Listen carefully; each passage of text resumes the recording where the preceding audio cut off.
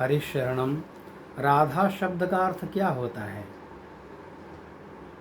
राधा शब्द का अर्थ वृषभानु और कीर्ति जी के पूछने पर श्री गर्ग जी ने अपना एक आख्यान सुनाकर कहा कि मैं अपना एक आख्यान सुनाता हूँ कि एक बार मैं अपने शिष्यों के साथ गंधमादन पर्वत पर गया और वहाँ नारायण ने सामवेद के सारांश स्वरूप श्री राधा शब्द का जो अर्थ बताया वो मैं आपको बताता हूँ।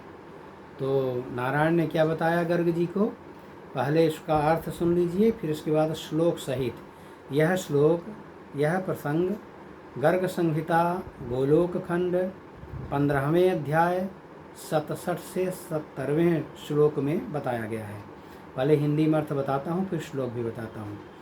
तो गर्ग जी ने बताया कि हे वृषभानु जी, नारायण ने यह बताया कि रा और ध, रा में जो रकार है उसका अर्थ होता है रमा, और र में जो आकार है उसका अर्थ होता है गोपी, ध में जो धकार है उसका अर्थ होता है धरा, और ध में जो आकार है उसका अर्थ होता है विरजा नदी।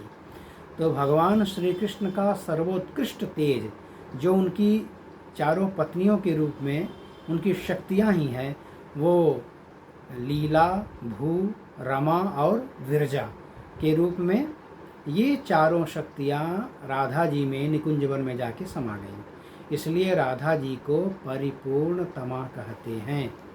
अब देखिए श्लोक में गर्ग जी क्या बताते हैं।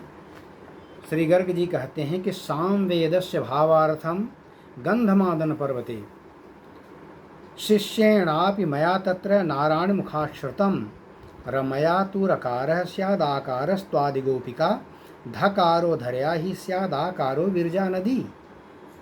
श्रीकृष्णस्य परस्यापि चतुर्धा तेजसो अभूत लीला भू श्रीश्च विरजा स्यात् चतस्रः पत्न्येव हि संप्रलीनाश्च ता सर्वा राधायां कुंजमंदिरे परिपूर्णतमा राधा तमाहुर तदा तस्मादाहुर्मनीषिणः। इसलिए राधा जी को परिपूर्ण तमा कहते हैं, क्योंकि भगवान की जो संपूर्ण चार भगवान के संपूर्ण श्री कृष्ण भगवान की संपूर्ण शक्ति चार भागों में बटी, और चारों शक्ति जो उनकी पत्नियां भी कहते हैं वो शक्ति जाके राधा जी में समाहित हो गई। इसलिए राधा जी परिपूर्णतमा हैं। जय श्री कृष्ण।